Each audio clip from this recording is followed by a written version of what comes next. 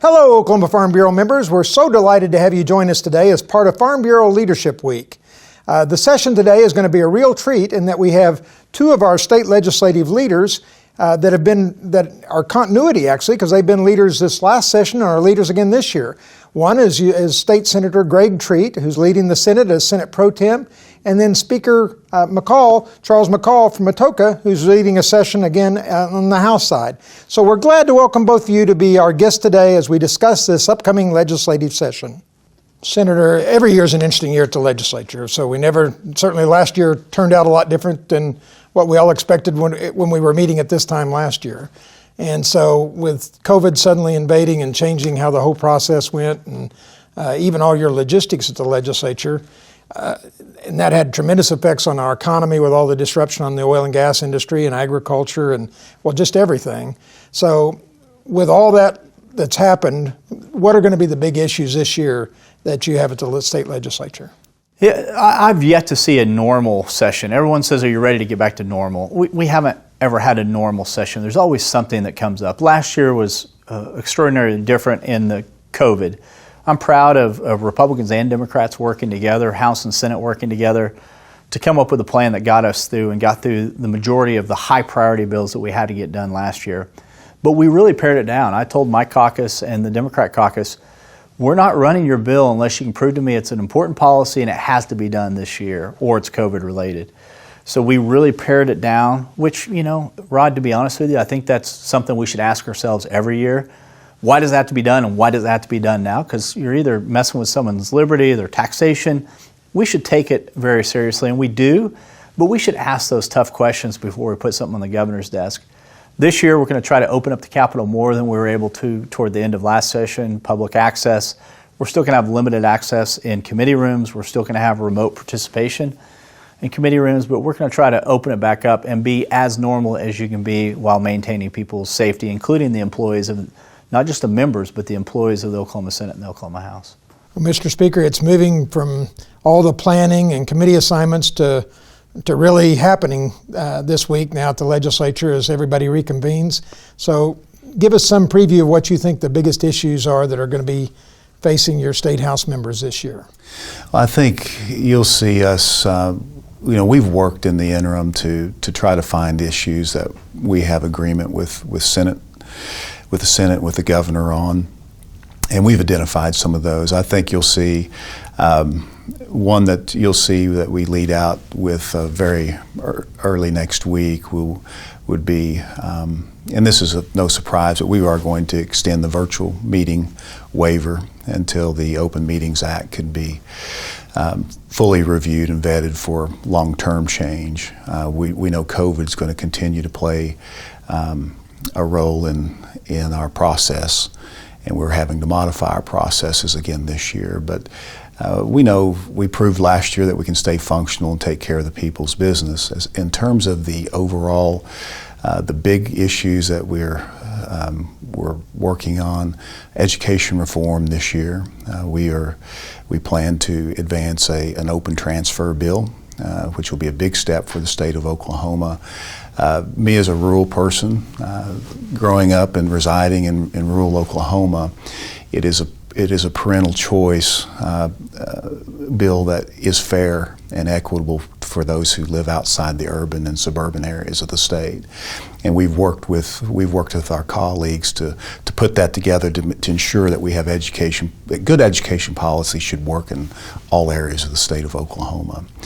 We're excited about that one. That is also coupled with a funding measure, which would move the average reimbursement from a 3-year average somewhere between a 1 to 2 year average in terms of the money following the students and where they're attending school. So I think those are great steps moving forward to ensure better strong outcomes, empowering our parents in the state to decide where their children, what school would be the best fit for them. This is already being practiced in a lot of the rural parts of the state. So it won't be a huge change, but it will be It will open up more opportunity, which ultimately results in a stronger workforce in the state of Oklahoma, which we need when we're trying to develop stronger industry in this state or attract new businesses to this state. The other thing that the House has taken the lead on, and I'm very appreciative and thankful for my relationship with both Senator Treat over in the Senate and Governor Stitt, but we have identified that we have a real deficit when it comes to rural broadband in the state of Oklahoma. There are some areas that are served very well, but there are areas of the state that just don't have the bandwidth or the capacity to deliver services, whether it be state services, whether it be virtual learning with education, which we've seen has become very important in the last year with the advent of the pandemic. We put together a commission last year to start working with the private sector industry stakeholders to put a plan together to advance rural broadband capacity throughout the state, especially in those deficient areas. And so you'll see a lot of activity in that. The federal government makes available currently a lot of resources for broadband, so this commission is working to capture those and deploy those in the areas of the state that are needed. And it's not just a rural broadband issue. Even in the urban areas, they've seen the strong infrastructures that they've had even be taxed with all the additional activity being placed on those infrastructure networks. So it's really a statewide cooperative effort to build out and reinforce our broadband capabilities to reach people, to communicate with people, to deliver service, information, and so it's not something that just happens overnight. But there's been a lot of effort, and I expect us to make some great strides in that area as well. Yeah, I'm excited to report we've been talking about rural broadband and connectivity in underserved areas, not all rural, majority rural, for 5 to 7, 8 years, but no one's had a plan. So every time somebody's come to me and said we need to fix rural broadband, well, how do we fix rural broadband? Tell me how to do it. I'm all ears. Well, Senator Lee Wright and others have been sitting on a commission, and I think they have a real plan that has real merit. In fact, Senator Lee Wright recently presented to me a 10-point plan to get the ball rolling on getting connectivity. Some of it's about pole attachments, some deals with electric co-ops. There's a lot that goes into it. It's not just a simple build it. You've got to have a lot of different moving parts. I think you're going to see real movement on that this session. And it sounds like the federal government that's something that both parties at the federal level seem to agree on, that we need to do something. So yeah, absolutely. It's a real issue. You know, I live in suburban Oklahoma. My kids go to Deer Creek. Connectivity isn't just a problem in rural Oklahoma. It's exacerbated in rural Oklahoma, where most of your members are. I'm sensitive to it. If we want real economic development, if we want rural Oklahoma to be a place where people will invest, even if we want Oklahoma City and Tulsa to be places people invest, we've got to get our infrastructure in better shape. And I think there's a real opportunity moment right now. There are some federal dollars. The state is very interested in partnering with that. Some tribal partners are also putting some money in it that's coming down from the federal government through tribes. So I think there's a real opportunity moment to move us forward. We've been stuck in the early stages, probably the 90s, technology-wise, and I think we can make a leap ahead to at least 2020. Hopefully we can get to 2021, 2022. Hopefully we can build infrastructure that has a big enough pipeline that we can build on in the future. I would tell you on behalf of our members, we all knew that there were dramatic gaps between what was available to different members in different communities, and even in the same community just a mile or two apart a lot of times. But the pandemic and kids trying to access their lessons virtually has really illustrated, I think, to much more of the population how dramatic those differences are and what a priority. And that seems to be an issue that folks can work across the aisle on, regardless of Democrat or Republican or both federal and state right now. So it's exciting to hear you say, what are the things in that you think the state can do? I know we're counting on a lot of federal money because of the price tag these have, but what are the issues the state needs to do to make that rural broadband make it more real for more folks across our state? Well, I think coordination between the industry is key and paramount, and that was the purpose of the commission or the task force, to bring all the stakeholders in. Really, there's not even been a statewide map of where all the fiber in the state is located and which companies own it, and that's just never been collected. And it's very interesting to see how many people are getting involved now in terms of broadband and deployment, especially in the rural areas. In the past, it was your big telecommunications companies, AT&T, Verizon, et cetera. And I don't mean to leave anybody off of that list, but today it's the electrical co-ops, are delivering fiber out into the rural areas using their electrical infrastructure to do so. And it's the key to it is all the stakeholders working together and ensuring that we don't have individual turf wars throughout the state on territories, but to come together for something that the state is crucial to the state and to its future, come together and figure out how and when and do it in an efficient manner. So bringing all those people to the table with the right frame of mind and attitude, and I want to commend them for doing it. It's makes a big difference, and we're seeing some positive results. We've been concerned about a budget shortfall because of what's happening in lots of different kinds of revenue, but particularly the oil and gas revenue our state gets. What is the latest update on where we're at budget-wise, and how are we going to figure out how to deal with those shortfalls? Yeah, so at the end of the last session, around April, the Board of Equalization met and recertified revenue off of their February estimate. So just so your viewers know, we certify in December a preliminary number. The real budget number that we use comes in February. For the first time since I've been there, and maybe the first time in state history, there was a recertification in April, and we modified the budget in the last month down $1.3 billion. The Senate and the House, we both disagreed with that number at the time, but we went with it because we had to go with what the Board of Equalization said, or we would have been unwise. So we cut at $1.3 billion. It turns out it was really about $800 million we should have cut based on COVID impact. About $400 million of that comes from oil and gas, and so the hit on oil and gas was real. The hit on the other parts of the economy was real as well, but the bulk of our problem comes in oil and gas.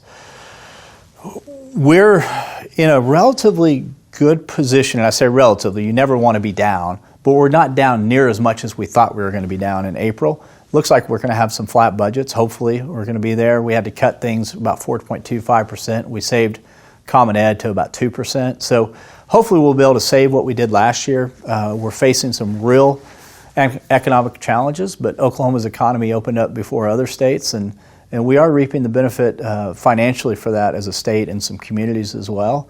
We have $164.8 million we're going to have to come up with Medicaid expansion the voters passed in State Question 802, and that's going to be something we're going to have to really deal with this session.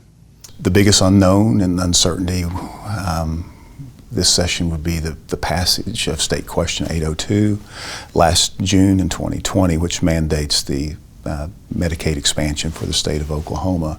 Although it passed by a very narrow margin of votes, it's still it's in our Constitution now. It was not a statutory question. It's not debatable any longer. It's not. It's a constitutional requirement. So the legislature is going to have to act on that this year and implement that. So funding is we're in a down budget year, not as bad as we thought 6 months ago.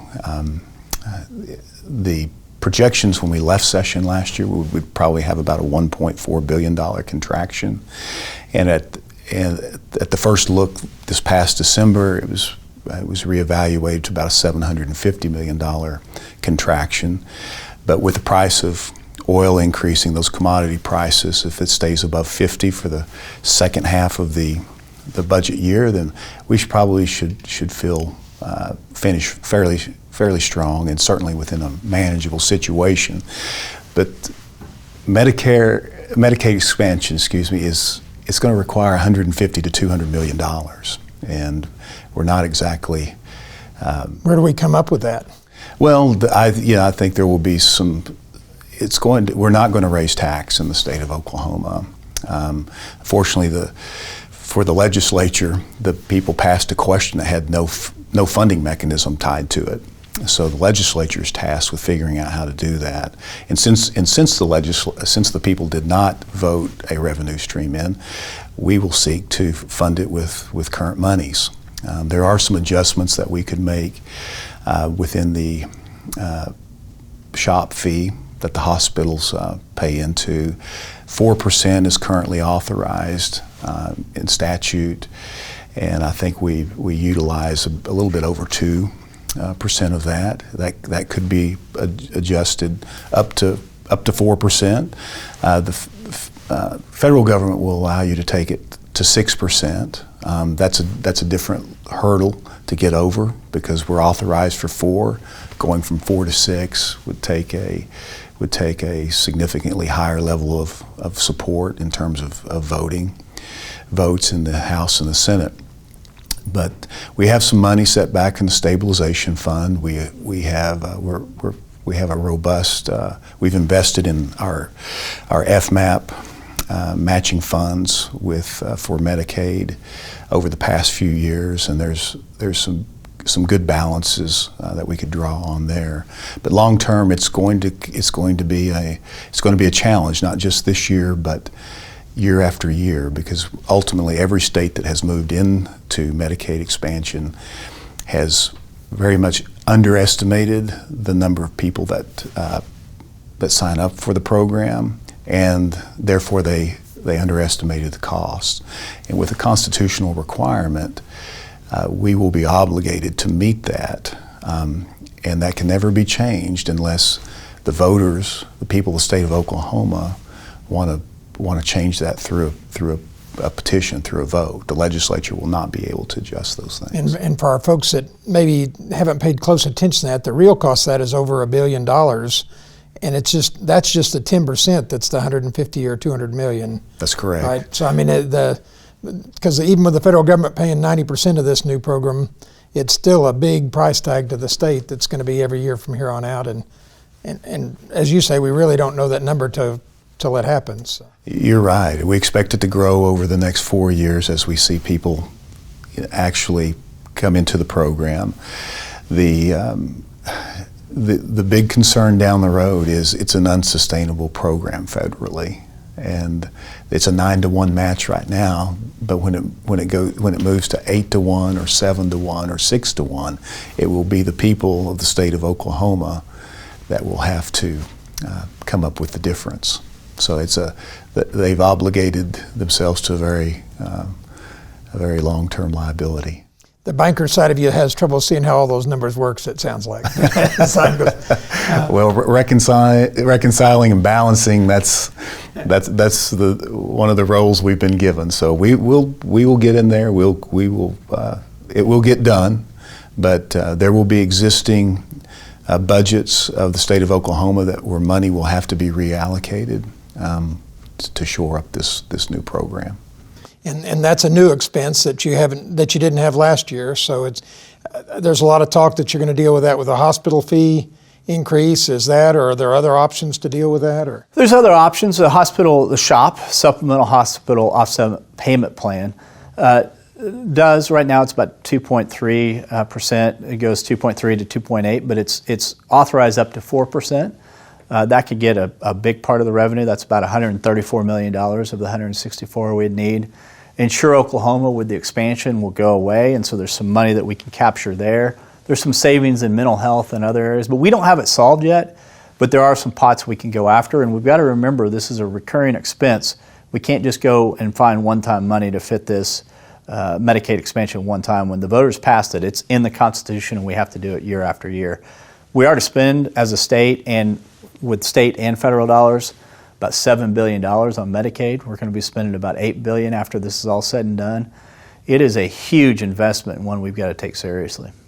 And what a lot of people may not realize, it really is that extra billion expense, and even with the feds paying 90%, that's still the 168 million or something that you have to come up with. Yeah, it's not easy to come up with. We can't print money. We have to balance a budget, and so it's different at the state level. That's not meant to defame people on the federal level, but we do wisely have a balanced budget amendment in our Constitution, and we must balance that budget. 164.8. That's not a dreamed up number. We're not going to be passing a concurrent resolution. We're not going to be printing money. We've got to take that from somewhere. Well, Speaker McCall, you indicated about the budget being one of the big deals, and it's a balanced budget state, which I think we're all grateful that we are, even though it makes it painful sometimes when you're gathering as a legislature. But who knew that 750 million or 500 million or whatever the number ends up being would look good after you looked at that 1.4 billion. But did I hear you say that you are planning to deal with that without a tax increase? You're planning to deal with that with just adjustments in overall state funding and the savings accounts that you have that the state's set aside? We will. There's no need to adjust revenue. We've really, when you look at the picture holistically, the state of Oklahoma was operating at a historical high economically this time last year before the pandemic. The pandemic did set in. It's affected our budgets significantly, but the fact that it's not as bad as we first projected, and I commend the governor for keeping the state of Oklahoma open for business. Both the Senate Pro Tem and myself really encouraged him to do that, not shut the state down, but keep it open. And I think that's really what has made the difference in closing that budget gap down. But once we get through the pandemic and the vaccine is starting to be rolled out, I think the state of Oklahoma rebounds fairly quickly. I am the eternal optimist, but I think it comes back, and I think the people of the state because the people of the state of Oklahoma they're tough, they're gritty, and we will respond quickly once those circumstances change. So no, we're not going to raise taxes. We're going to live within our means, and we are going to try to create this session, once again, as we do every year, focus on creating the right environment in the state of Oklahoma for business to flourish. Because when our farmers and our ranchers are doing well, our Main Street businesses are doing well, there's opportunity and prosperity for the people of the state of Oklahoma. So if we can remove barriers and foster a better environment, I think that goes a long way in Oklahoma being successful. Here we are talking about things we want. When we want more rural broadband, we're also, a lot of our members, one of our priorities issues this year is continued support for the Extension Service. We've seen a lot of erosion over the last decade in overall funding for the Extension Service, and a lot of counties having to share personnel and so forth. So we want these additional services, but we also are concerned about taxes. So you can see that there's that constant turmoil there. So how do we help make our case for the things we think need more funding at the same time helping resist the urge to put more taxation on it? Well, you just have to prioritize things and be smart about it. You talk about some of the other infrastructure in the state that's important. The federal the flood control systems in the state of Oklahoma. We've seen those pressed very hard in recent years with torrential rain, downpour. But the state of Oklahoma, thankfully, appropriated money to garner or capture federal match dollars to reinforce our conservation district flood control.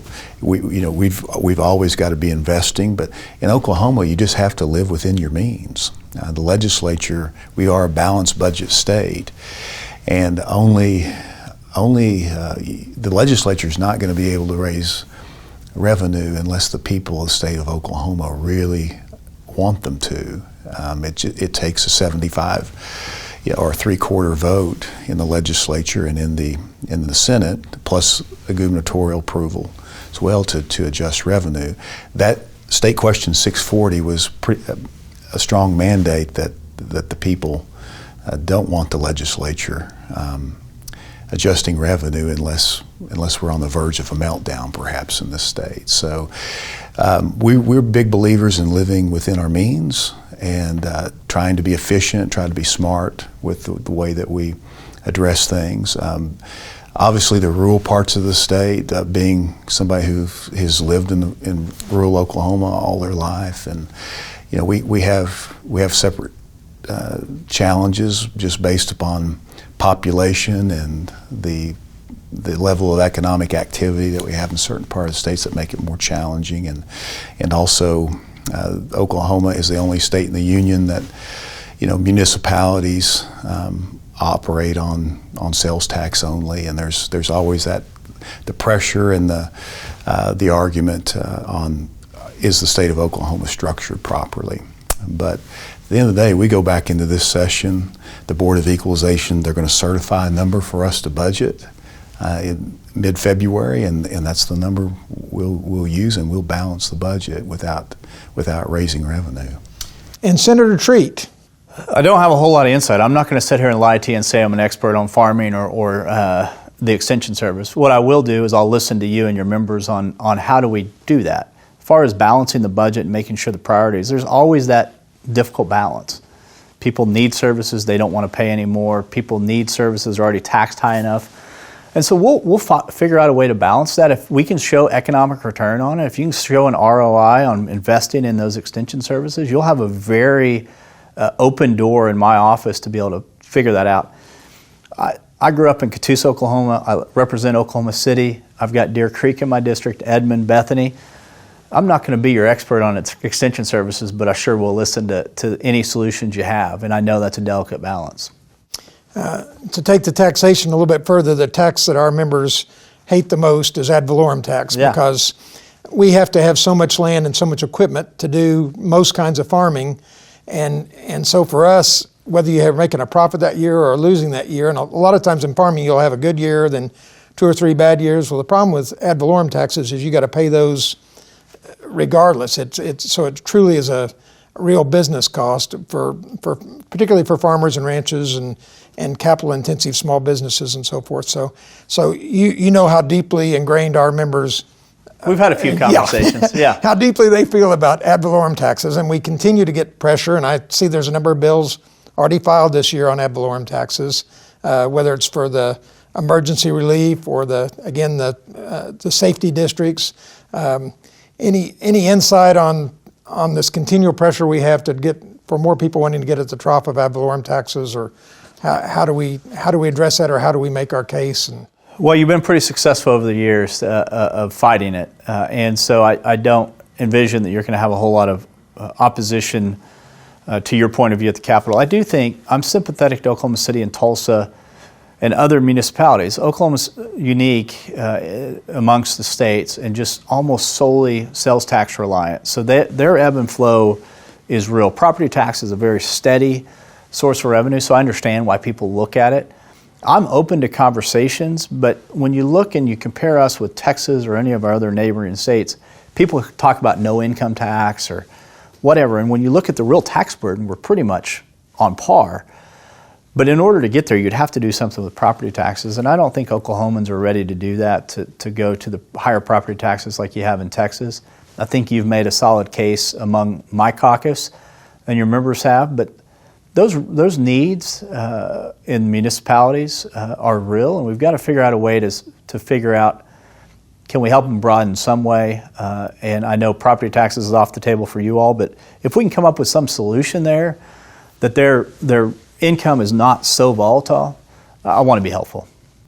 I guess you opened the door on ad valorem taxes there, Mr. Speaker. So I'll you know how passionate an issue that is for most of our members, because our members feel the pressure of ad valorem taxes much more than a lot of other industries, because we have to have so many acres to do our crop production or to do as rangeland for the cattle to graze, and so much equipment to harvest those crops. I mean, it's very capital intensive business, and so we feel that ad valorem tax is a much bigger percent of cost of business than most homeowners and most other kinds of businesses, and so that's why sometimes people think we're even to an extreme on fighting to limit ad valorem taxes, but we are under a lot of pressure from the municipal groups that want to get some support.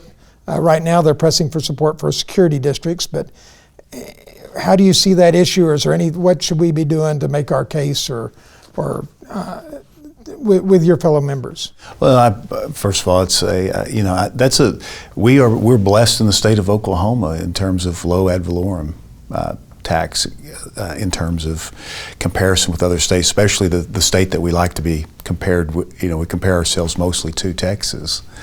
And I think that's a big plus in drawing people to our state. I don't know that we do the best job marketing that. I'm amazed how many people continue just to relocate to Texas. They believe it's a cheaper tax structure on them, but overall, I think Oklahoma has a overall better structure. But in terms of total dollars paid in, there's always pressure on it. With it, once again, the legislature is predisposed to no taxation. We are predisposed to local control and allowing local areas to decide that, and landowners. But it's tough because you mentioned the municipality, but it's also higher education. There's a higher education institution in my House district. It's Murray State College in Tishomingo. They are very likely to lose that institution sometime down the road if they don't provide some local funding towards it. So it becomes it's a tough decision, but a very complex situation. But at the end of the day, the legislature is not looking to. It's looking to reach out, have those discussions with Farm Bureau and other stakeholders, and say, hey, how do we go down the road together if that's possible? And until there's an agreement, usually there's going to be no change. So I don't anticipate it's with the exception of the things that have been mentioned. I mean, there will be a discussion and a dialogue this year, but I don't see this a year as enacting any type of tax. I think we'll be looking to get through COVID and the pandemic in the state, set the budget, get a few priority policies done that put us on a solid trajectory forward. So, what are a couple of the other issues you think are going to be the most hot button issues this year at the state legislature? Well, redistricting. We have to do redistricting every 10 years. It's upon us this time. It's more complicated this time because the Census Bureau is talking about delays in getting us that data. And on the congressional districts, we have to be exact in all of those districts, so 5 of those. And in the legislative districts, we have to be near exact. So it's a real issue. We've been going around the state, having town halls, getting input from Oklahomans from every corner of Oklahoma. Had good meetings there. The House and Senate have both had those meetings. We're on the same page. But that's a very serious issue. Who represents you at the Capitol is an important thing. It's not something we take lightly. But having fair lines, having lines that represent communities' interests is an extremely important undertaking this year, as well as what we do on the Medicaid expansion the voters passed. I was against Medicaid expansion, but I'm also someone who, if the will of the people is that we do something, we're going to have to figure out a way to do that. Economic diversification is something we've talked about for decades in Oklahoma. We've had some modicum of success, and we see a burgeoning aerospace industry. Let's see what else we can do to spur that, because oil and gas is going to be a linchpin in our economy for a long time. But let's grow on the success of oil and gas and ag and bring other industries to Oklahoma so we can weather storms better than we currently can. Just a couple of other things on redistricting. You all are dependent on getting the numbers from the federal government, from the Census Bureau, and yet you have some fixed deadlines that are set. Do you actually have to be done during this session, or is it possible to have a special session later, or what is a deadline when you actually totally have to be done with the Constitution says the same session in which you receive the data. So if we receive the data May 15th, we have to have it done. Now, there's a chance the court could, give us some relief on that, or that we could get a concurrent special. There's opportunities we're exploring. Ideally, and hopefully, we can get the data in ample time. Right now, we're working off of 2019 estimate data, but it's not going to be inconsequential, those changes, because we have to make sure we get it right. And I'm a little nervous that we'll get that data mid-May. I just saw an article yesterday that the Biden administration is saying they want to reevaluate everything the Trump administration did in terms of the U.S. Census, which may cause further delays. It was already going to be delayed off what we normally get. So I have concern, but I think we'll work through it and figure out a way. But it's going to take probably us and other branches of government agreeing that that's the way to go. One interesting thing as you approach that, there's been, in the last couple of rounds of redistricting, we've done a lot of districts that were kind of pie-shaped. And so they would pick up some urban population and some rural, and there's some folks that are saying they want all totally urban districts or all totally rural districts. One of the arguments that a lot of our members point out is that they like those districts where it's a combination of the two, because they think those representatives and senators get a lot more interaction with their members than somebody who's just totally in an urban district. And I think you and I have had this visit before, that your members that have some smaller towns or rural presence, they have to show up at things. They get a lot more interaction.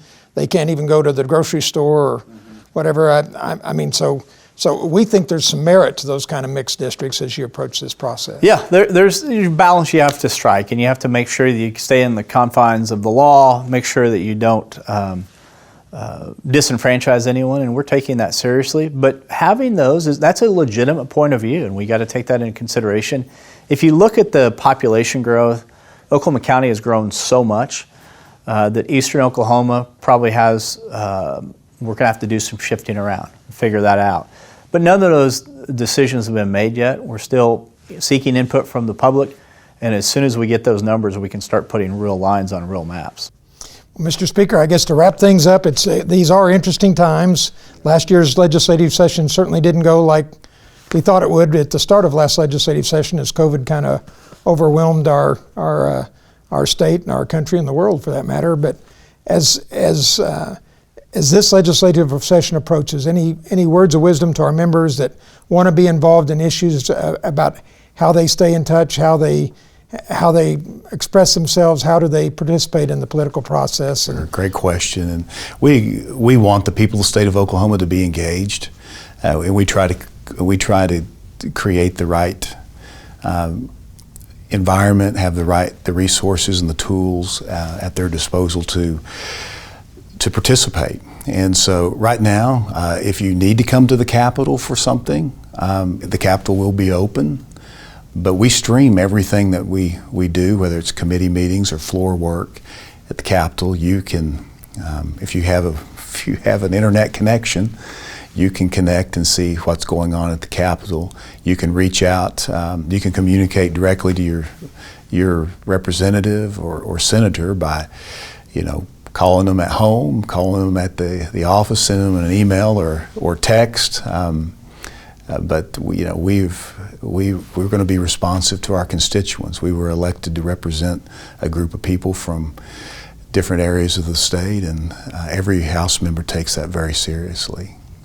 As we wind up, it's exciting to hear that since it is the people's house and the people's business, it's exciting to hear that you're going to be making an effort to have the Capitol a little more open for folks to participate at this stage of the COVID recovery, we'll call it. But what are ways that our members can be involved in the legislative process this next year? How do you suggest, as we wind up, how do you suggest that they stay in touch with what's going on the issues and stay involved in the issues? Most of your active members have our cell phones, and they call us, and they don't hesitate to share their opinions, so continue to do that. Members have town halls still, and some of us will be doing tele-town halls, some of us will be doing Facebook Live. Stay connected that way. I would tell you, just sending a message on Facebook Messenger, someone like me, that's going to be lost on me. Text me or call me, because I just get so much junk there that it just is not an effective way to communicate to me. Others communicate to that. You kind of got to know the members. You got to get to know them. My suggestion to every group is to get to know your legislator, your House member, and your senator before you have an ask or before you have a problem. Develop a relationship. Almost every one of us, if we're asked to coffee, I'll even pay for the coffee. I just want to meet people that I represent. So get to know us before there's an issue that arises. That's the most effective way, because when I see Rod Moesel's calling me, I know who that is. It's not just some random number that I'm going to hit the voicemail and may call back at some later date. Now, I may send you the voicemail just because I don't want. No, I wondered what was going on. Yeah, no, but just get to know people. I mean, you've been very active in Oklahoma for a long time, and I would say most of your leadership of Farm Bureau has as well. And that type of leadership is modeled, I think, throughout your organization. So I think you all know how to advocate. Anything I tell you is just going to be on a personal basis for me. Don't try to Facebook message me, because I'm probably not going to see it. Don't direct tweet me. I'm going to see it, but it's going to be a month or two later.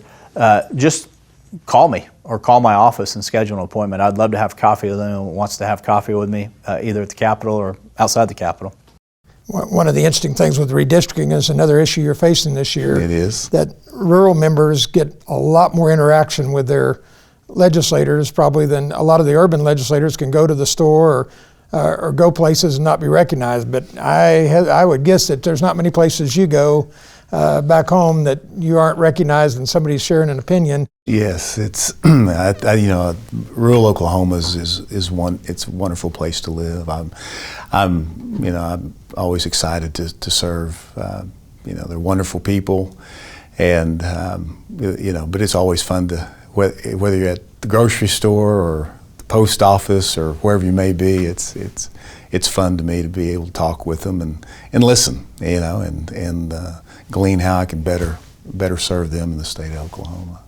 Thank you, Speaker McCall. We're so blessed to have you in this important leadership role, and appreciate the access that we have to you to discuss things anytime they come up. So thank you very much. Thank you. I appreciate Farm Bureau for all that they do. Senator, it's as always, it's wonderful to have a chance to chat with you. We appreciate your being accessible to us and the chance to visit and brainstorm together, and we appreciate your leadership in these interesting and exciting times, and look forward to a very productive sessions. Well, thank you for you and your membership and how engaged you are in all the communities across Oklahoma. You really bring a voice to the Capitol that needs to be heard, and I appreciate it immensely.